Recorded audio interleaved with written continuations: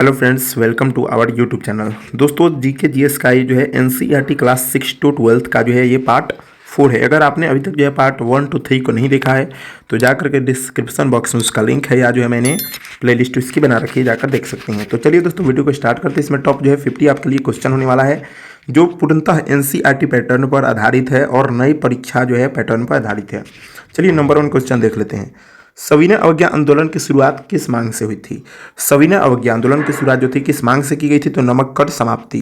ठीक है, जो है नमक कर समाप्ति से। ऑप्शन नंबर क्या हो जाएगा आपका? बी राइट आंसर हो जाएगा। देखिए क्लास 10th चैप्टर नंबर 2 और पेज नंबर 38 का जो है जाकर मिला सकते हैं। देखिए नेक्स्ट क्वेश्चन है आपका, भारत छोड़ो आंदोलन का तत्कालीन कारण क्या था? है ना, भारत छोड़ो आंदोलन का जो है तत्कालीन कारण क्या था? तो क्रिप्स मिशन की विफलता। Option number B right answer हो जाएगा। क्रिप्स मिशन 1942 में क्या हुआ था आपका? भारत आया था और इसके जो अध्यक्ष कौन थे? तो क्रिप्स थे, उनका नाम क्रिप्स था। नेक्स्ट क्वेश्चन की तरफ बढ़ते हैं। नेक्स्ट क्वेश्चन है 1857 के बाद भारत का शासन किसके अधीन आ गया था? देखिए 1857 में जो था ना, ब्रिटिश के जो है आपके कंपनी के तहत शासन चल रहा था। ठीक है, कंपनी के तहत इसका शासन चल रहा था, लेकिन उसके बाद जो है आपका जो है ये सीधे ब्रिटिश क्राउन के हाथों में चला गया शासन।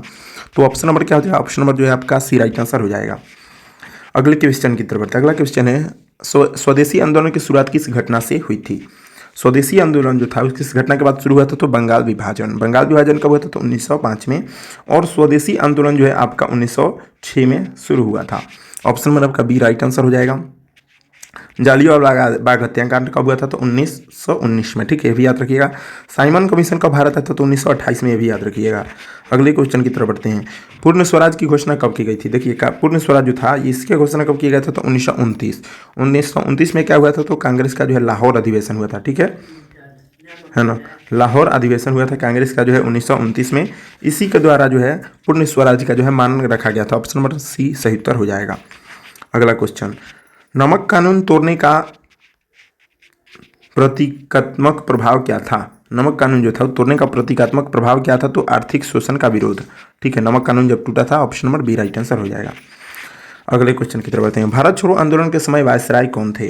जब भारत छोड़ो आंदोलन हो रहा था उसमें जो है वायसराय कौन था? तो Lord Linlithgow. Option number A right answer हो जाएगा। यानी 1942 में जो है लॉर्ड लिनलिथगो जो था वो भारत का वायसराय था। ऑप्शन नंबर ए सही उत्तर हो जाएगा, है ना। अगले क्वेश्चन की तरफ बढ़ते हैं। कबीर किस भाषा में अपनी रचनाएं करते थे? कबीर जो थे किस भाषा में अपनी रचना करते थे? ठीक है, तो देखिए यहाँ पे आपका जो है 8 नंबर का आंसर यहाँ पे है। तो वो जो है क्या करते थे? ब्रज और शधुकड़ी भाषा में जो है अपनी रचनाएं करते थे। ऑप्शन नंबर जो है सी सही उत्तर हो जाएगा। अगला क्वेश्चन, नूर ए दीन की उपाधि किस सुल्तान ने धारण की थी? देखिए बहुत इंपॉर्टेंट क्वेश्चन है, भी इसको लगा लीजिएगा। ठीक है, नूर ए दीन की उपाधि जो है वो बलबन ने धारण की थी, गयासुद्दीन बलबन ने। Option number B right answer हो जाएगा। देखिए दोस्तों, इसमें जो है मैंने ना 50 क्वेश्चन जो है आपके शामिल किए हैं, जो कि बहुत इंपॉर्टेंट क्वेश्चन है ना आपके एग्जाम की दृष्टि से। अगर आपको इसका आंसर मालूम हो तो आप आंसर भी जो है क्या कर सकते हैं? कमेंट कर सकते हैं। अगला क्वेश्चन जो है, अलाउद्दीन खिलजी ने दाग और चेहरा प्रथा क्यों लागू की? अलाउद्दीन खिलजी ने जो था दाग और चेहरा प्रथा क्यों लागू किया था? तो सैनिकों की पहचान के लिए। सैनिकों को पहचानने के लिए जो था दाग और चेहरा प्रथा को जो है अलाउद्दीन खिलजी ने लागू किया था। ऑप्शन नंबर बी सही उत्तर हो जाएगा। अगला क्वेश्चन की तरफ बढ़ते हैं। चोल वंश का प्रमुख शासक कौन था? देखिए चोल वंश का जो है प्रमुख शासक, चोल वंश का संस्थापक पूछ सकता है कौन था? तो विजयालय। याद रखिएगा, बहुत इंपॉर्टेंट है ना। विजयालय था और उसका प्रमुख शासक था राजा प्रथम। Option number A right answer हो जाएगा। नेक्स्ट क्वेश्चन की तरफ बढ़ते हैं। देखिए लोथल किसके लिए प्रसिद्ध था? लोथल जो था वो किसके लिए प्रसिद्ध था? तो बंदरगाह के लिए। लोथल में ही जो है क्या था? सिंधु घाटी सभ्यता का क्या था आपका? जो है बंदरगाह था। ठीक है, याद रखिएगा। ऑप्शन नंबर क्या हो जाएगा आपका? ऑप्शन नंबर जो है बी सही उत्तर हो जाएगा। अगले क्वेश्चन की तरफ बढ़ते हैं। भारत में लौह युग की शुरुआत किससे जुड़ी है? लौह युग जो था वो जो है किस समय शुरू हुआ था, है ना? तो वो जो है जुड़ा हुआ है आपके वैदिक काल से। वैदिक काल से, यानी जो है option number B right answer हो जाएगा। अगले क्वेश्चन की तरफ बढ़ते हैं। अगला क्वेश्चन है, संविधान की 7वीं अनुसूची किससे संबंधित है? 7वीं जो है संविधान में कितनी अनुसूचियां हैं, है ना? तो जो है आपके 12 अनुसूची है, याद रखिएगा। ठीक है, और ये 7वीं अनुसूची किससे जुड़ा हुआ है? तो शक्तियों का विभाजन। ऑप्शन नंबर जो है बी राइट आंसर हो जाएगा, जिसको हम लोग शक्तियों का पृथक्करण भी बोलते थे। मूल संविधान में जो है आपकी 8 अनुसूची थी, याद रखिएगा। अगले क्वेश्चन की तरफ बढ़ते हैं। मौलिक अधिकार कितने हैं? देखिए मौलिक अधिकार कितने हैं ये भी आपके एग्जाम में पूछता है ना। तो देखिए मौलिक अधिकार जो है आपके कितने हैं? तो मौलिक अधिकार आपके जो है मात्र 6 हैं। 6 आपको मौलिक अधिकार दिया गया। ऑप्शन नंबर बी सही उत्तर हो जाएगा। देखिए ये क्वेश्चन जो है आपके चैप्टर नंबर जो है 11 का है ना, क्लास 11 चैप्टर नंबर 2 और पेज नंबर 36। तो पेज नंबर के साथ हम आपको बता रहे हैं। देखिए, अध्यादेश जारी करने की शक्ति किससे होती है? देखिए, अध्यादेश जो है कौन जारी कर सकता है? तो राष्ट्रपति कर सकता है। Option number C right answer हो जाएगा। कितना अनुच्छेद के तहत कर सकता है? तो 130 जो है आर्टिकल के तहत वह जो है अध्यादेश को क्या करता है? जारी करता है। नेक्स्ट क्वेश्चन की तरफ बढ़ते हैं। भारतीय संसद का स्थायी सदन कौन होता है? स्थायी सदन जो है कि जिसको कभी भी जो है भंग जो है क्या किया जा सकता है? नहीं किया जा सकता है। तो होता है आपका राज्यसभा। राज्यसभा 6 वर्ष के लिए जो है गठित होता है और इसको कभी भी भंग नहीं किया जाता है ना। उसको जो है अस्थायी जो है सदन बोलते हैं। Option number B right answer हो जाएगा। अगले क्वेश्चन की तरफ बढ़ते हैं। बहुमत, साधारण बहुमत से संशोधन किस विषय में होता है? साधारण बहुमत जो है पारित करके किस विषय में हम लोग संशोधन कर सकते हैं? तो प्रशासनिक विषय, जितने भी जो है प्रशासनिक गतिविधि होता है। ऑप्शन नंबर सी सही उत्तर हो जाएगा। अगले क्वेश्चन की तरफ बढ़ते हैं। संविधान संशोधन की प्रक्रिया कहाँ दी गई है? संविधान जो है संशोधन की प्रक्रिया कहाँ दी गई है? तो अनुच्छेद 368 के तहत जो है हम लोग क्या कर सकते हैं? संविधान संशोधन करते हैं। ठीक है। अनुच्छेद 370 का क्या है आपका? तो जम्मू एवं कश्मीर के लिए विशेष प्रावधान है। याद रखिएगा, बहुत इंपॉर्टेंट क्वेश्चन है। अगले क्वेश्चन की तरफ बढ़ते हैं। नागरिकता संबंधी प्रावधान कहाँ दिए गए हैं? जो नागरिकता है वो किस भाग में है? तो भाग 2 में नागरिकता होता है ना। भाग 3 में क्या है? तो आपका मौलिक अधिकार होता है। ठीक है, याद रखिएगा, है ना। भाग 4 में तो नीति निर्देशक तत्व, तो याद रखिएगा, बहुत सारा है।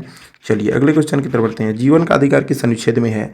जीने का अधिकार जो है प्राण और दैहिक स्वतंत्रता किस में है? तो ऑप्शन नंबर 21 में, यानी ऑप्शन नंबर सी यानी अनुच्छेद 21 में जो है जीने का अधिकार, जिसको हम लोग प्राण एवं दैहिक स्वतंत्रता भी बोलते हैं। अगले क्वेश्चन की तरफ बढ़ते हैं। भारत में उच्चतम हिमालयी चोटियों की लंबाई कितनी है? सबसे जो है ऊंची हिमालय की जो चोटी है उसकी लंबाई कितनी है? देखिए, तो उसकी जो है सबसे ज़्यादा लंबाई जो है आपका कितना है? तो 2400 किलोमीटर है। ठीक है, ऑप्शन नंबर क्या हो जाएगा आपका? ऑप्शन नंबर जो है ए राइट आंसर हो जाएगा। दोस्तों, ये जो आपके इस वीडियो है ना, आपके मध्य निषेध सिपाही, बिहार पुलिस जो है दरोगा, Bihar police constable, UP police जो है एसएससी जीडी, एसएससी एमटीएस, जितने भी एग्जाम होने वाले हैं, या जो है रेलवे ग्रुप डी, सभी के लिए इंपॉर्टेंट होने वाला है। चलिए नेक्स्ट देख लेते हैं। आपका नेक्स्ट जो है क्या है? भारत में सबसे अधिक जनसंख्या वाला राज्य कौन सा है? सबसे ज़्यादा जनसंख्या का है तो उत्तर प्रदेश है। याद रखिएगा, option number B right answer हो जाएगा। सेकंड नंबर पे आपका जो है क्या आता है? तो महाराष्ट्र, है ना। महाराष्ट्र जो है सेकंड नंबर पे आता है। आपका बिहार कितने नंबर पे आता है? तो थर्ड नंबर पे आता है। ठीक है, अगले क्वेश्चन की तरफ बढ़ते हैं। अगला क्वेश्चन है, भारत के किस भौगोलिक क्षेत्र में स्थित है? भारत जो है किस भौगोलिक क्षेत्र में स्थित है? तो भारत जो है दोनों में स्थित है, यानी उत्तरी गोलार्ध और दक्षिणी गोलार्ध में भी स्थित है, यानी आधा उत्तरी गोलार्ध और आधा दक्षिणी गोलार्ध में स्थित है। Option number C right answer हो जाएगा। भारत में सौर ऊर्जा उत्पादन के लिए सबसे अनुकूल क्षेत्र कौन सा है? सबसे ज़्यादा सौर ऊर्जा उत्पादन कहाँ होता है, यानी अनुकूल क्षेत्र कौन सा है जहाँ पे जो है सबसे ज़्यादा उत्पादित किया जा सकता है? तो राजस्थान है। Option number A right answer है, क्योंकि राजस्थान में जो है बहुत ज़्यादा भीषण क्या होता है? गर्मी पड़ता है। अगला क्वेश्चन, भारत की प्रमुख पठारों में से किसे सिंधु गंगा मध्य पठार कहा जाता है? देखिए, सिंधु गंगा मध्य पठार जो है किसे कहा जाता है? भारत के निम्नलिखित पठारों में से, तो उसको आपको विंध्याचल को बोला जाता है। ऑप्शन नंबर जो है बी राइट आंसर हो जाएगा। अगले क्वेश्चन की तरफ आते हैं। अगला क्वेश्चन है, भारत में सबसे लंबा रेल मार्ग कौन सा है? देखिए, भारत में सबसे लंबा रेल मार्ग जो है आपका कौन सा है? तो पूर्व पश्चिम रेलवे। ऑप्शन नंबर जो है आपका बी राइट आंसर हो जाएगा, या इसको आपको जो है ई जो है डब्ल्यू भी दे सकता है ना, EWR, यानी ईस्ट वेस्ट रेलवे। अगला क्वेश्चन, भारत की लंबाई और चौड़ाई लगभग कितना है? देखिए, लंबाई और चौड़ाई कितना है? तो लंबाई आपका 3200 किलोमीटर और चौड़ाई आपका 1500 kilometre. Option number A right answer हो जाएगा। अगले क्वेश्चन की तरफ बढ़ते हैं। 29 नंबर, भारत की समुद्री सीमा कितनी है? समुद्री सीमा देखिए भारत की कितनी है ना। ये जो है डेटा आपका गलत दिया है ना। अभी समुद्री सीमा भारत का बढ़ गया है ना, तो इसको आप नहीं मानिएगा। आपका हो गया है 15,200 लगभग किलोमीटर। ठीक है, याद रखिएगा, 15,200 किलोमीटर हो गया है। चलिए नेक्स्ट क्वेश्चन की तरफ बढ़ते हैं। मांग क्या है? देखिए, मांग जो है क्या है? तो किसी वस्तु की खरीदी की इच्छा और क्षमता। मांग जब हम कब करेंगे? जब हमारा इच्छा हो गया है कि इसकी जो है अधिकतम क्षमता जो है जितनी हुई कैपेसिटी। तो option number B right answer हो जाएगा। अगले क्वेश्चन की तरफ बढ़ते हैं। जीएनपी और जीडीपी में क्या अंतर है? देखिए, जीएनपी मतलब ग्रॉस नेशनल प्रोडक्ट और जीडीपी मतलब ग्रॉस डोमेस्टिक प्रोडक्ट, यानी सकल राष्ट्रीय आय और सकल घरेलू उत्पाद में क्या अंतर होता है? तो जीएनपी में विदेशी आय शामिल होते हैं, है ना। यानी जीएनपी में जो है आपका विदेशी आय शामिल होता है, लेकिन जो है जीडीपी में आपका विदेशी आय शामिल क्या होता है? नहीं होता है, याद रखिएगा। अगले क्वेश्चन की तरफ बढ़ते हैं। प्रति व्यक्ति आय की गणना कैसे होती है? प्रति व्यक्ति आय जो है उसकी गणना कैसे की जाती है? तो कुल आय बट्टे कुल जनसंख्या, यानी कुल आय भागा कुल जनसंख्या। ऑप्शन नंबर क्या हो जाएगा आपका? ए राइट आंसर हो जाएगा। अगला क्वेश्चन, उपभोक्ता मूल्य सूचकांक यानी सीपीआई किसे दर्शाता है ना। उपभोक्ता मूल्य सूचकांक किसे दर्शाता है? तो आम जनता की कीमतों को क्या करता है? दर्शाता है। Option number A right answer हो जाएगा। अगला क्वेश्चन जो है, मानव शरीर में स्नायु ऊतक जिसको हम लोग मस्क्यूलर टिश्यू का क्या कार्य है, जिसको हम लोग मस्क्यूलर टिश्यू बोलते हैं, उसका क्या कार्य है, तो शरीर की गति को बनाए रखना है। ऑप्शन नंबर क्या हो जाएगा आपका, ऑप्शन नंबर जो है ए राइट आंसर हो जाएगा। अगले क्वेश्चन की तरफ बढ़ते हैं, लीवर का मुख्य कार्य क्या है। देखिए लीवर का जो है काम क्या होता है, तो पित्त का उत्पादन होता है ना, जो है पित्त का उत्पादन होता है। Option number B right answer हो जाएगा। अगले क्वेश्चन की तरफ बढ़ते हैं। अगला क्वेश्चन जो है हमारा 36 नंबर का जो है क्वेश्चन, निषेचन कहाँ होता है। देखिए निषेचन जो होता है वो कहाँ होता है, तो निषेचन आपका जो है फैलोपियन ट्यूब में होता है, फैलोपियन ट्यूब में निषेचन होता है। Option number B right answer हो जाएगा।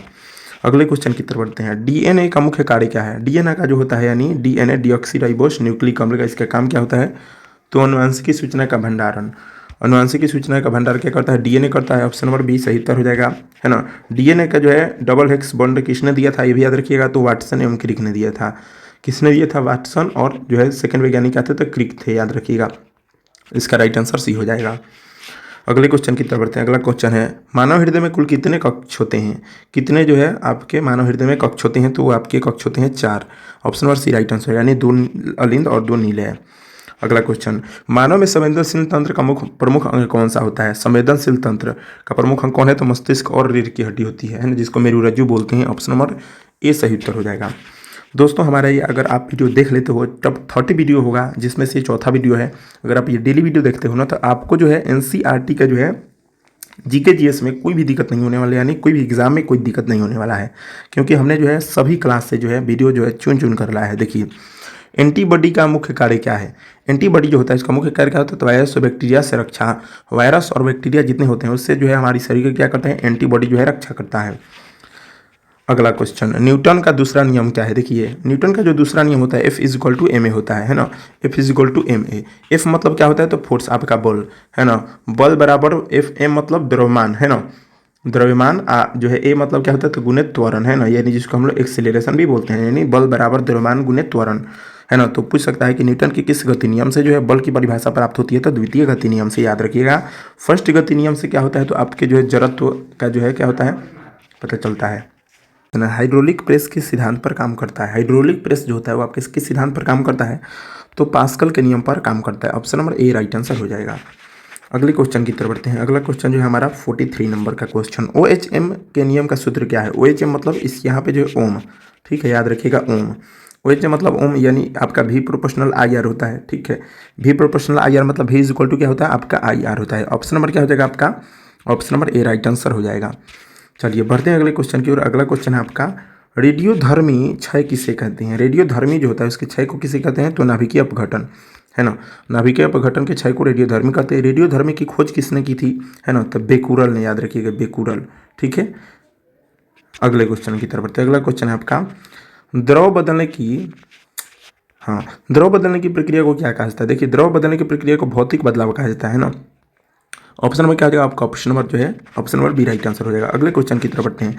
CaCO3 का नाम क्या है। देखिए CaCO3 का नाम जो है आपका कैल्शियम कार्बोनेट होता है। Option number A right answer हो जाएगा, जिसको हम लोग चूना पत्थर भी बोलते हैं, ठीक है, आम भाषा में चूना पत्थर बोलते हैं, इसको खड़िया भी बोला जाता है। चलिए अगले क्वेश्चन की तरफ बढ़ते हैं। अगला क्वेश्चन, उत्प्रेरक का क्या करता है। उत्प्रेरक जो होता है देखिए क्या करता है, प्रतिक्रिया के गति को क्या करता है, बढ़ाता है ना, घटाता भी है। Option number A right answer हो जाएगा।